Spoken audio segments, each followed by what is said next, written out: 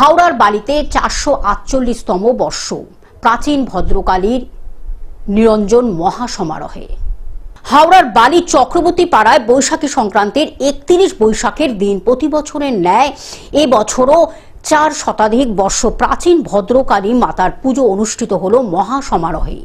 আনুমানিক 986 বঙ্গাব্দে 1580 সাল নাগাদ বর্ধমানের রাজার সভা পণ্ডিত রামরাম চক্রবর্তী মা ভদ্রকালীর স্বপ্নাদেশ পেয়ে এই পুজোর সূচনা করেন।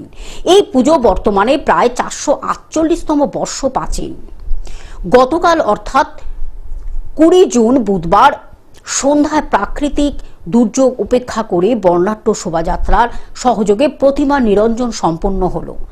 হাওড়া থেকে কৌশিক ঘোষের রিপোর্ট, গ্লোব নিউজ। এখন থেকে গ্লোব টিভি দেখুন আপনার স্মার্টফোনেও। গুগল প্লে স্টোর অথবা অ্যাপল স্টোর থেকে ডাউনলোড করুন গ্লোব টিভি লাইভ অ্যাপ। এছাড়া জিও টিভি অ্যাপ থেকে দেখুন গ্লোব টিভি লাইভ।